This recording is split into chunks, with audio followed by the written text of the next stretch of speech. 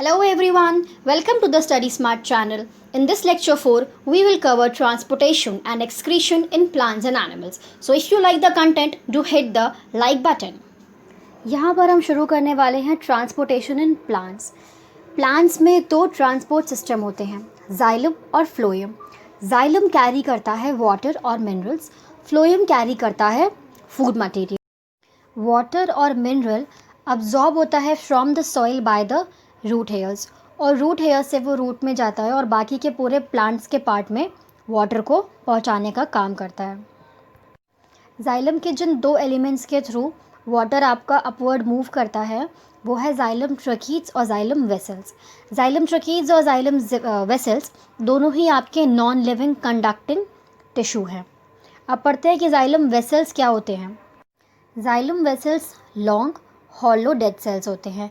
इसमें न्यूक्लियाई और साइटोप्लाज्म नहीं पाया जाता है. इनकी सेल वॉल सेलुलोज और लिग्निन से बनी होती है. फ्लावरिंग प्लांट्स में या तो जाइलम वेसल्स या फिर जाइलम वेसल्स और ट्रकीड्स दोनों की हेल्प से वाटर का ट्रांसपोर्टेशन होता है. अब पढ़ते हैं जाइलम ट्रकीड्स के बारे में. जाइलम ट्रकीड्स आपकी लॉन्ग और थिक स्पिंडल शेप सेल्स की होती हैं with pits in their thick wall. ये भी डेड सेल्स होती हैं पर इनकी वॉल जो होती है वो सिर्फ लिग्निन की बनी होती है. इनके एंड्स टेपरिंग होते हैं और ये वाटर का कंडक्शन करती हैं in non flowering plants. Here I have shown you xylem vessels and xylem tracheids. अब हम ट्रांसपोर्टेशन ऑफ वाटर और मिनरल्स को थोड़ा एलाबोरेट करके पढ़ते हैं. ठीक है, तो जो जाइलम टिश्यू है उसमें जाइलम वेसल्स और जाइलम ट्रकीड्स रूट्स, स्टेम्स और लीव्स के, यानी कि रूट, स्टेम्स और लीव्स के जो जाइलम है वो आपस में इंटरकनेक्टेड होते हैं और एक कंडक्टिंग चैनल बनाते हैं. क्या कंडक्ट करने के लिए? वाटर कंडक्ट करने के लिए in all the parts of the plant. तो होता क्या है कि सॉइल में से रूट हेयर्स के थ्रू आपका जो वाटर है वो अंदर आता है by diffusion. Water gets into the root hairs by the process of diffusion. Root में क्या होता है, सेल इन कांटेक्ट होता है विद द सॉइल एक्टिविटी और वहाँ से आपके आयंस जो होते हैं वो अंदर आ रहे होते हैं इन द रूट. इस वजह से क्या होता है कि जो सॉइल प्रेजेंट है वहाँ पे आयंस का कंसंट्रेशन लो हो जाता है as compare to the root. Water फिर कहाँ मूव करता है? Into the roots from the soil. तो यहाँ पर जाइलम में क्या होता है, वाटर का एक कॉलम बन जाता है. ठीक है, और वो कॉलम पानी को ऊपर की तरफ मूव करा रहा होता है.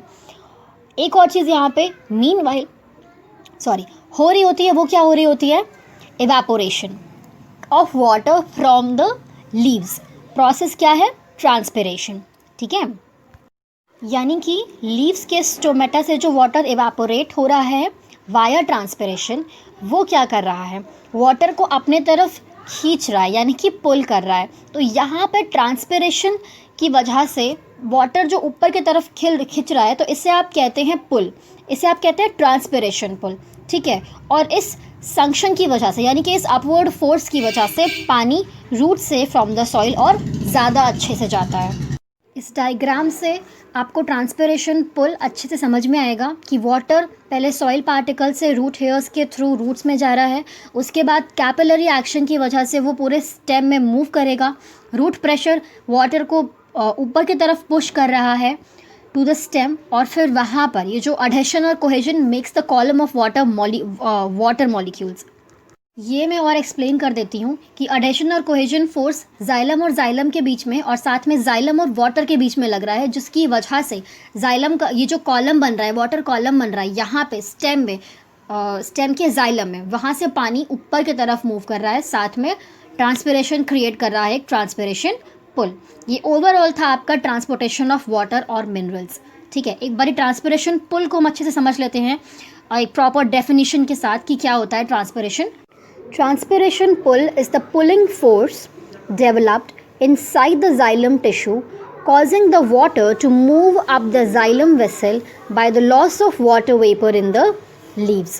So transpiration pull एक pulling force है जो कि develop होता है xylem tissue के अंदर और cause करता है water को to move upwards the xylem vessel by the loss of water vapor in the leaves. Okay, तो अब हम पढ़ेंगे transportation of food and other substances in plants. हमारे प्लांट में जो फूड है वो कैसे ट्रांसपोर्ट होता है? Via phloem. फ्लोएम हेल्प करता है फूड के ट्रांसपोर्टेशन में इन द प्लांट्स। खाना जो है प्लांट्स का वो कहाँ पर बन रहा है? लीव्स में बन रहा है। तो लीव्स से उनका जो फूड है वो बाकी के सारे पार्ट्स में जाता है। इस पूरे प्रोसेस को हम कहते हैं ट्रांसलोकेशन। ट्रांसलोकेशन में हेल्प करने वाला जो भी एलिमेंट है उसका नाम है phloem. Phloem consist of following cells: sieve tube, companion cell, phloem parenchyma, phloem sclerenchyma and phloem fibres. Okay, so only sieve tube and companion cells help in translocation. बाकी के ट्रांसलोकेशन में हेल्प नहीं करते हैं। तो हम सीव ट्यूब और companion sales के बारे में पढ़ लेते हैं। सीव ट्यूब्स हमारे लिविंग सेल्स होते हैं जो कंटेन करते हैं साइटोप्लाज्म और न्यूक्लियस नहीं प्रेजेंट होता है उसमें, ठीक है। इनकी वॉल्स लिग्निन की बनी होती हैं, सेलुलोज नहीं प्रेजेंट होता है। Each sieve tube has a cell called companion cell. तो कंपानियन सेल्स जो हैं वो सीव ट्यूब में ही प्रेजेंट होते हैं। कंपानियन सेल्स हमारे लिविंग सेल्स होते हैं और इसमें न्यूक्लियस जो है वो प्रेजेंट होता है। Okay, what is excretion? The process of removal of toxic waste from the body of an organism is called excretion. Now how excretion takes place in plants? Plants का जो मेन एक्सक्रीटरी प्रोडक्ट होता है वो क्या होता है? Carbon dioxide, water vapour and oxygen. बहुत सारे मेथड्स होते हैं जिससे कि ये जो एक्सक्रीटरी वेस्ट है वो हट जाता है from the plants. Plants remove gaseous waste product through stomata in leaves and lenticels in stems. इनका जो सॉलिड और लिक्विड वेस्ट है वो रिमूव होता है by the peeling of bark and felling of fruits and shedding of leaves. The plants remove waste by secreting them in the form of gums and raisins. Okay, so now we will discuss about how excretion takes place in animal.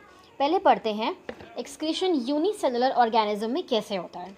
So amoeba, उसका जो waste material है वो क्या है? Carbon dioxide and ammonia. So carbon dioxide gets out of the body by diffusion only, और जो ammonia है nitrogenous waste वो हटता है by the contractile vacuum. Okay, and in the earthworm excretory organ is nephridia. Nephridia के साथ साथ earthworm की जो स्किन होती है वो भी काम करती है as an excretory organ. Okay, तो अब पढ़ते हैं ह्यूमंस के बारे में। यहाँ पर जो एक्सक्रीशन होता है, तो पहले ये देखते हैं कि एक्सक्रीटरी सिस्टम में कितने कंपोनेंट्स पाए जाते हैं। Okay, so it consists of inferior vena cava, right kidney, left kidney, renal artery, renal vein, ureter, urinary bladder, urethra and adrenal gland. So excretion in human beings, blood जो है वो contain करता है both useful और harmful substances. इसीलिए हमारे body में kidney present होता है ताकि वो सेपरेट करे आपके यूजफुल सब्सटेंसेस को बाय रीअब्जॉर्प्शन और टॉक्सिक सब्सटेंसेस को बाय प्रोड्यूसिंग यूरिन। किडनी में एक स्ट्रक्चरल और फिल्टरेशन यूनिट होती है जिसे हम नेफ्रॉन कहते हैं। यहाँ पर ही ब्लड का फिल्टरेशन होता है, ठीक है। Each kidney contains a millions of nephrons. Capillaries of kidney filter the blood and essential substances like glucose, amino acid, salt and the required amount of water are reabsorbed. तो जो kidney की capillaries होती हैं वो filter करती हैं हमारे blood को और जितने भी असेंशियल सब्सटेंसेस हैं उन्हें वो रीअब्जॉर्ब करती हैं। इसके साथ ही जो आपका प्योर ब्लड होता है वो पूरी बॉडी में सर्कुलेट कर रहा होता है टू अदर पार्ट्स। ओके, जो एक्सेस वाटर होता है और नाइट्रोजनस वेस्ट होता है वो कन्वर्ट हो जाता है यूरिन में। यूरिन जो प्रोड्यूस होती है वो पास होती है to the urinary bladder via ureters, ठीक है। ये जो ब्लैडर है वो किसके कंट्रोल में होता है? Central nervous system, CNS, consist of brain and spinal cord, ठीक है। तो हमारा जो ब्रेन है वो सिग्नल करता है हमारे ब्लैडर को ताकि वो कॉन्ट्रैक्ट करे, and through the urinary opening called urethra it excretes the urine, ठीक है। So here The lecture third of transportation and excretion in plants and human beings is over. Thank you for watching the video.